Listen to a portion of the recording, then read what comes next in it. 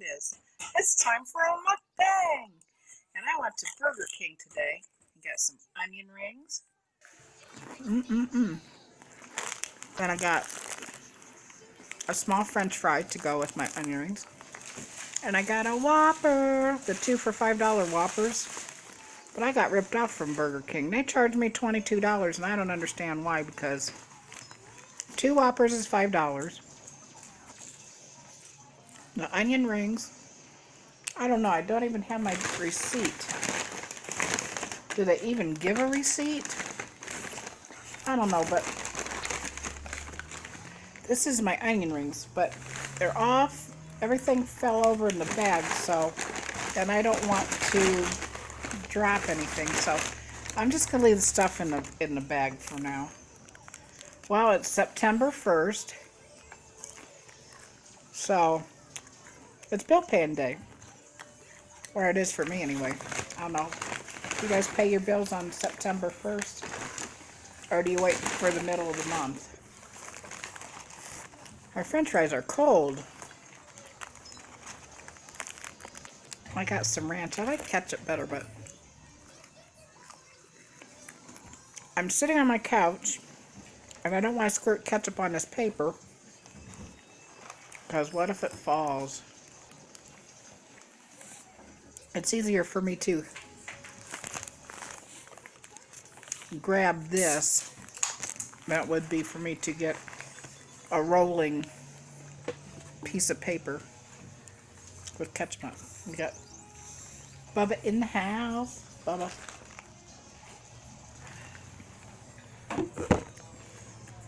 I wonder what would happen if Pink Fairy's Fancy would marry Bubba. What would their babies be called? I know that wasn't funny, but Pink Fairy is another mukbanger. She has a channel, and she has a cup she calls Fancy. She's even got a little song about Fancy on there. Anyway, this is my Whopper.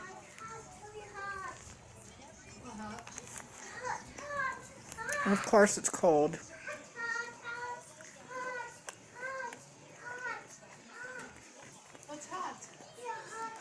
So, today is bill paying day, and it's always, how does the Mexican people say it? Bichi days? No. Ooh, sorry, that didn't mean to be racist. Sorry. I don't know, it's just a bad day. Bad day. Really bad day. Because went to the bank. What I have to do is get money out of the bank and then take it to another bank to deposit it, because my loan for my house is at another bank. And the girl at the bank today, where my money comes in at, she was acting all kinds of stupid. The reason why I say she's acting stupid is because supposedly she shorted money, and I had to give AJ some money, and then AJ tried to short me $40, and I'm like, my money goes, okay, the day my money comes in, I'm like, wow, I got all this money. But then after bills get the money, I have maybe $135, sometimes $200 a month left over for the whole month for me till next month. But after I pay the mortgage, the light bill, the water bill, the cable TV bill, and if it happens to be trash, the trash comes every 3 months, the trash bill. And we're really short on the month the trash bill is, because they charge like $145, $50 for the trash bill. Yeah, no, it's just like, but you have to have it. You have to have the trash. And then, but the money that I have left over, I buy pet food with it and things for the kids with it. So, I mean, nothing really gets wasted. I don't waste any money. And I get to have some Burger King or McDonald's.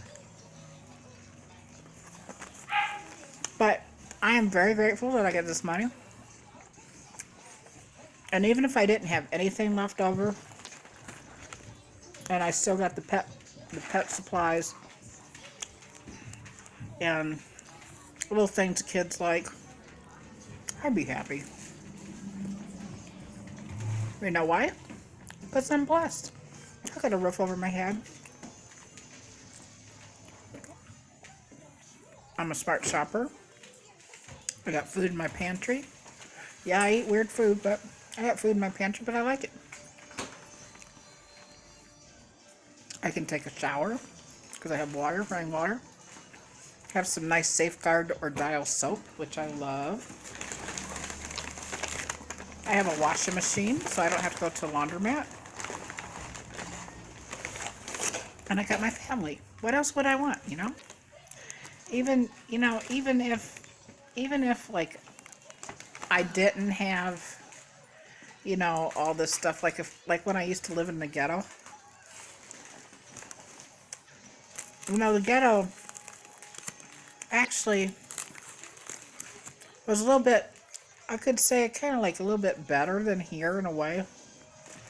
Only because what makes it better is if something breaks.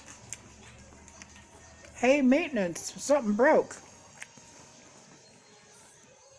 They come in and fix it. But if they think it's your fault that you broke it, then you have to pay for the fix. But that's why I think better. It was renting and buying. You have more expenses when you own something. Because you got all the upkeep and all that business.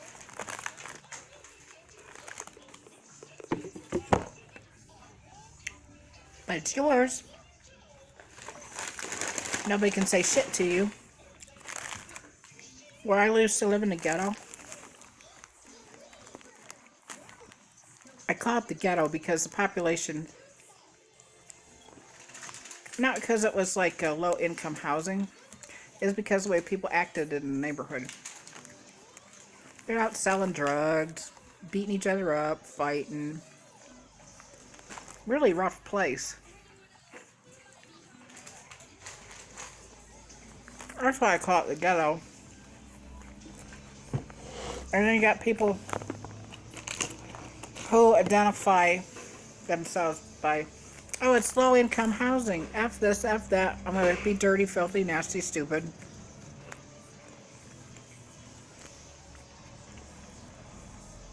And those kind of people wreck it for people like myself who care that would keep my house nice. I didn't have any bugs in my house. My house was good.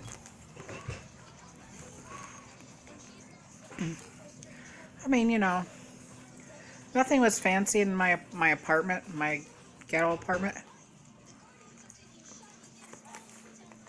But if something broke, they would come fix it. Maybe not fix it very good, but they'd come fix it. And, I don't know. It's alright. I'm very grateful to have it, though.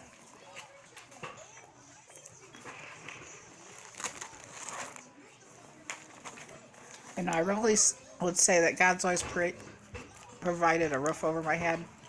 Although I was homeless for 2 months, my choice. Because I moved to Tennessee to get out of this ghetto that I'm talking about. Because the dude that lived upstairs from us kept threatening with a gun. And a young man that my daughter knew got shot in the back over a little DVD player. Because some druggy chick stole his DVD player and sold it for heroin or whatever. I don't even know what kind of drug she did. Meth, I don't know. And when it was getting to be like that, it was time to go.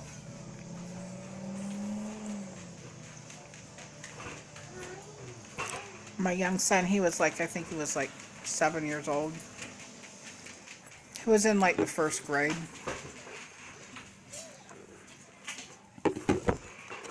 And I thought, whoa, it's too dangerous here. And I wanted to move back to Florida, where I came from, and my one friend, which is deceased now, I asked her, I said, if I come down there, can I stay with you a couple weeks till I find an apartment or get like a weekly motel, monthly motel or something? And she said, yeah, sure. So I'm like, okay, cool. I told her, because I had enough money coming in, her mortgage payment was only $3 a month. 300, sorry, 300. I told her, I'll pay your mortgage payment for the month, or give you that amount of money, and you do what you want with it. She's all happy and all agreeable and all shit. So, a few weeks went by, and I had to wait till payday came again, because I'm disabled. And my money from my old job, they're still paying me. The one I got hurt off of. So I had to wait a few weeks till that money came in. And then I was preparing, I had really nice stuff in my ghetto apartment too. I had all these like fake plants. Not real plants, because I had a cat. And a dog that would eat everything. Anyway, I had all these beautiful fake plants. It was like thrift store stuff, but it looked beautiful. My apartment looked beautiful. I had a California king bed. Had all kinds of really beautiful dishes and stuff. I mean, I was like set up, because I had lived there like, I don't know, let's see, maybe 7 years. So I was pretty established. And I really didn't want to move, but I felt we were in danger, so. Because we were sitting on the back porch. Isn't October, and the dude upstairs pointed a gun at us. Time to go, see ya.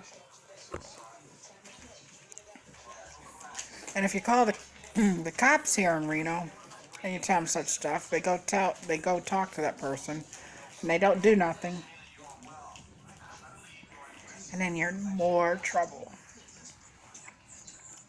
So to avoid trouble, I'm like, alright, you win. I'm going. So, anyway, back to my story about moving. So, I had a red Chevy pickup truck, get that packed with stuff. Whatever I could fit in the bed of the truck was what was going with me. Can't live without a TV. Got my TV, a few of my kitchen stuff, pots and pans, essentials. But everything else in my apartment I gave away or donated to the thrift store. So my truck was pretty well loaded up.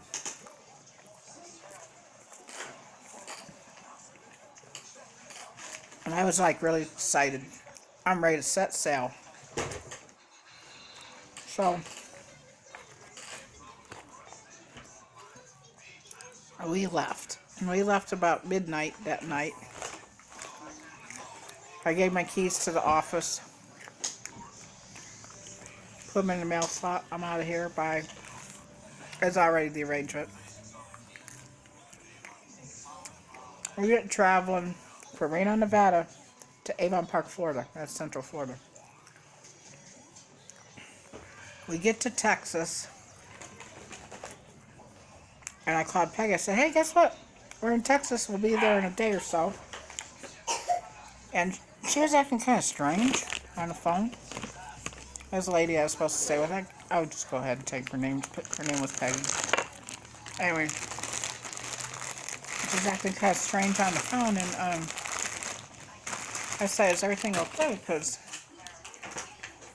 she gets really emotional and upset over stuff and everything. So I asked her if everything's okay. And she says, not really. And I said, oh, what's wrong? And she didn't tell me. So then I'm like, I told her, well, go to church and pray about it, because she was a big church mouse. I used to be a church mouse. And I really couldn't wait to get back down to Florida to go to church again, because that was one of my things I love to do. Anyway, I let it go. And then I let it go, and then like a day later, I forget where we were. If it wasn't a day later, Texas is a big state, because I think it was in Louisiana. And I called her and I said, hey, I'm almost there. I'll be to your house by such and such. And she goes, if you come to my house, I'm going to call the sheriff on you. And I'm like, hey, what's wrong? This is me, Leslie. She goes, I'm going to call the sheriff on you if you come. I said, why? She goes, because I don't want you at my house. I'm like, well, why? And she hangs up on me. After all this arrangement, and after I would have given her that $300, I probably would have only had $200 left for the month. And I told her I would buy food, give her this money, I'd buy food, I'd clean her house, whatever, you know. Anyway, she didn't want me there. So now, I have my 7-year-old boy, which is my young son, a dog, a cat, AJ, and my big son, which he had his own, he's got a big Dodge Ram truck he was moving to. We're all going to go back to Florida. Now we're like, what the fuck? What's the plan now? Because we didn't have enough money to, like, you know, just go rent a place, and it takes time in Florida. In this, it's a retirement town.